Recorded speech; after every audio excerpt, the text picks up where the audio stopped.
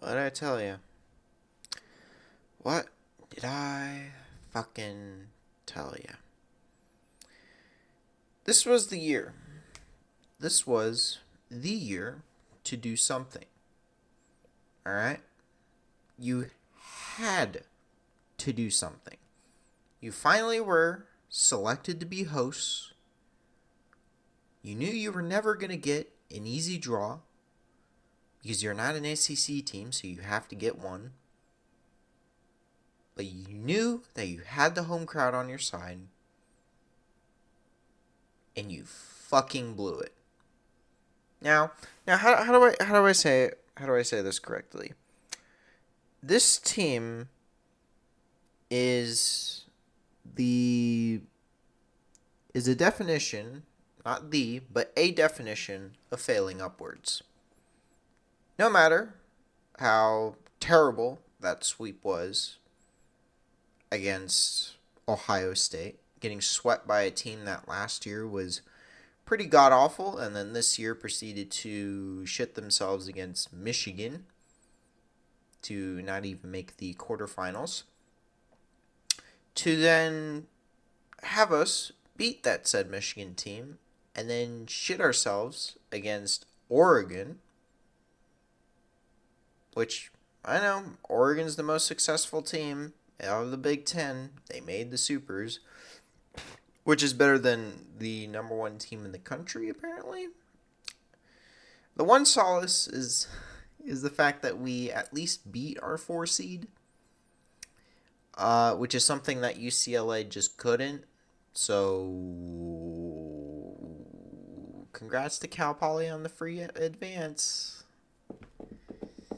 St. Mary's used all their energy on that one, but for us, our 4 seed was so dog shit that they really just couldn't do anything.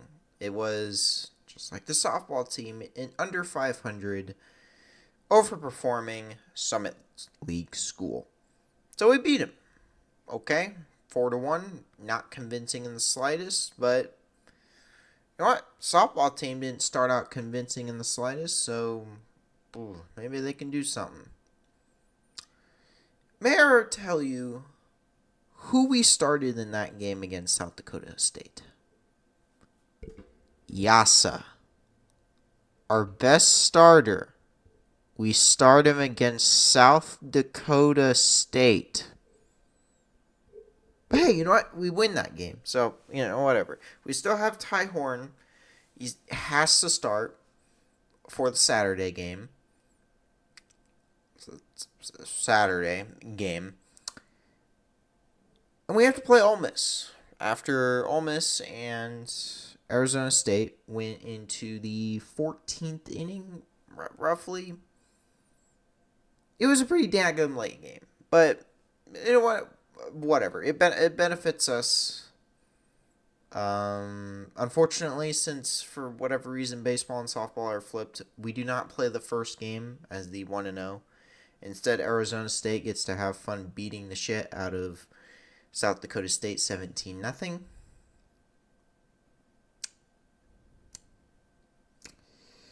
Okay, yeah, that's not the greatest sign, but hey, you know what? We still gotta, if we just beat Ole Miss, then maybe we don't even have to play, Arizona State, and then it gets to a halfway point in the game. We're still leading. It's cool, but then the defense decides to capitulate. You remember when I said that the only coach on this roster that should be saved is the defensive coach? No. No matter how good the fielding percentage was in the regular season, burn it. Burn it with fire. Because whatever the hell he's been telling these boys during the week, not good. Not good in the fucking slightest. That was one of the worst defensive games I have ever seen. This is one of the worst defensive weekends I have ever seen from any team. Any team from up, down, low. The Salt Dogs, who have been generationally bad for the last couple of years, were better at defense significantly. And I know they are professionals, but they're at the lowest level of professionals. And I believe that Nebraska probably could beat the Salt Dogs. That is how low I think of the Salt Dogs.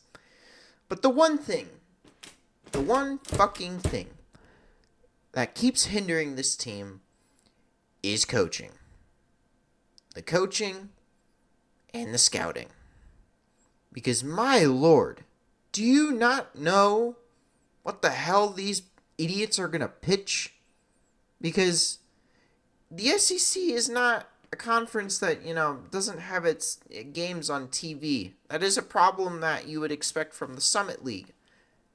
Not the SEC, where every game is either on ESPN or ESPN2 or ESPNU or ESPN Plus, all of which are watchable. Alright? ESPN Plus streams may not be the best quality, but, that's just streaming services. Whatever, it's fine. But then you go into that one fucking inning where the defense just kind of capitulates, and that was that. No matter the Overbeek home run, it didn't matter. The rest of the day, the offense just didn't show up. And I say day because, of course, the game got fucking delayed. It's May.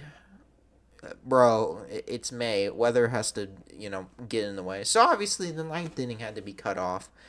And because we were down 3, we had to attempt to play in the ninth inning. And we got guys on base.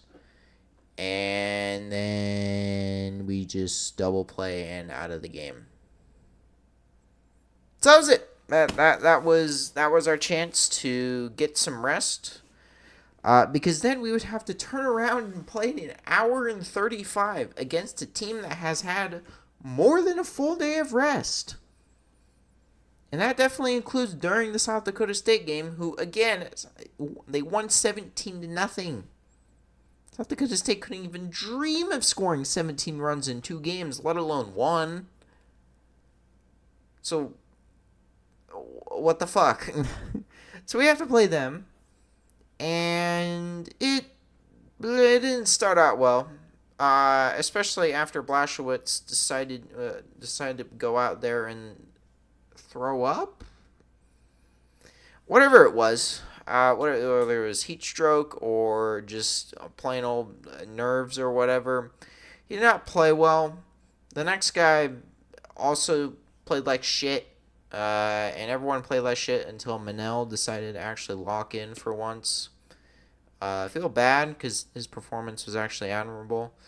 The offense tried after going down 11-1.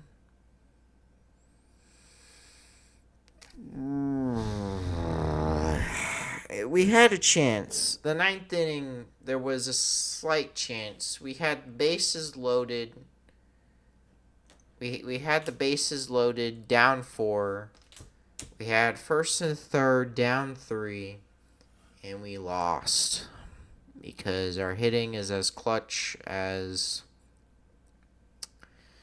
a non-stick car. Just like, what the fuck was the point? What was even the point of this entire season? You didn't even win anything in the Big Ten. Congrats, you got second place in the Big Ten regular season. Congrats, you finished 4th in the Big Ten tournament because of how much you got ass blasted by Oregon.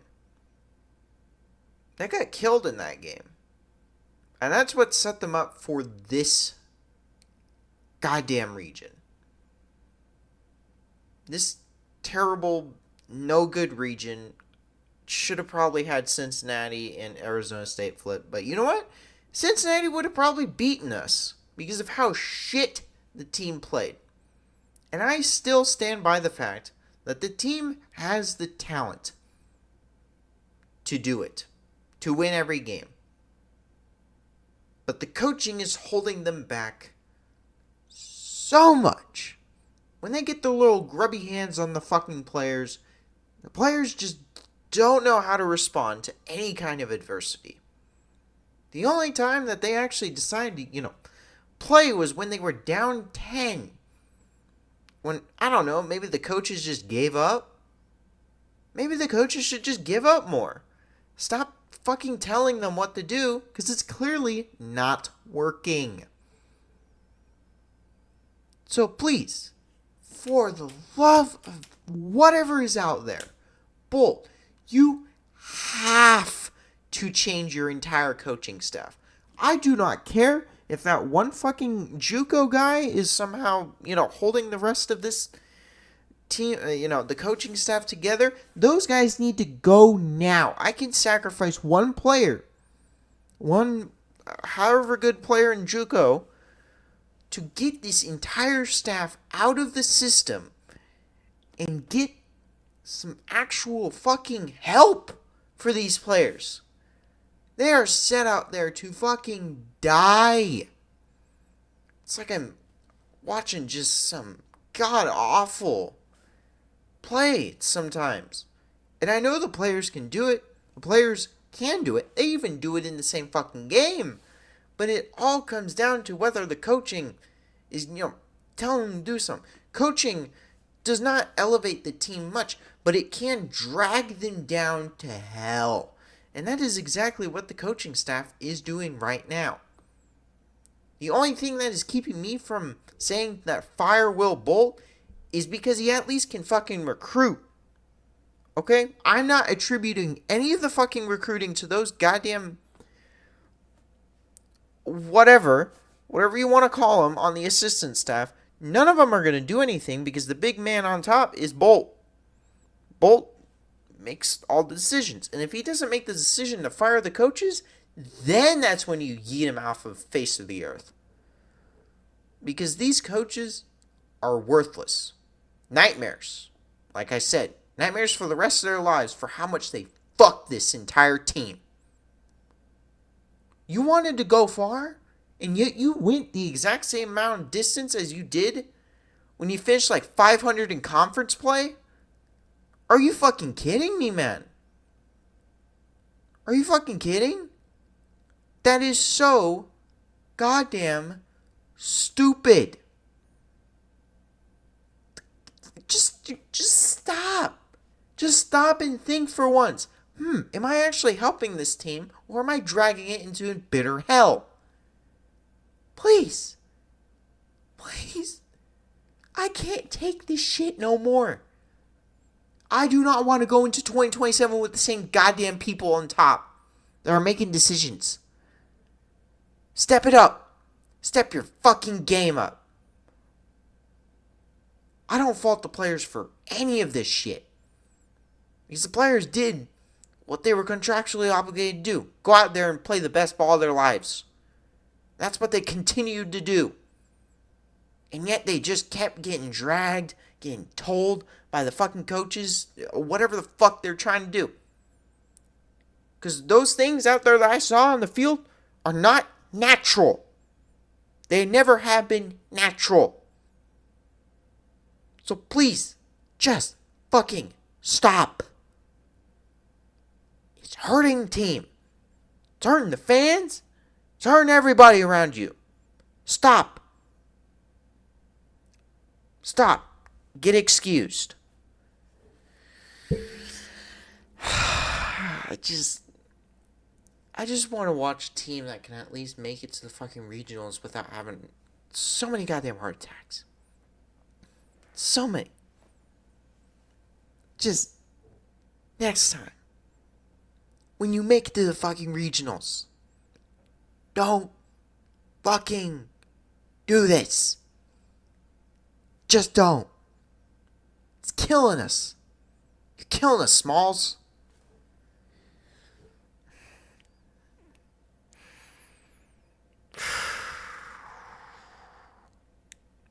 I thought the whole point was to make it to June. I really did. I thought the whole point was to make it to June at least. But instead they fuck it. They fuck it so hard. I knew exactly that this was going to happen, but it's still fucking painful for me to see it. At least we have softball. Oh, wait. I'm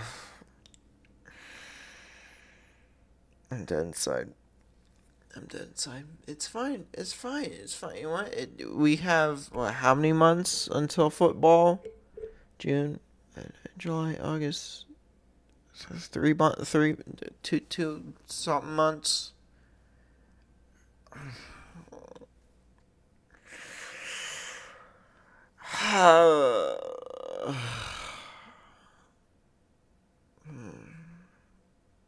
Just, please, never again. If you want the different leagues principle to stop, you've got to do better. Got to do better than 1 and 2 next year. Because if you don't, you must be go. See ya.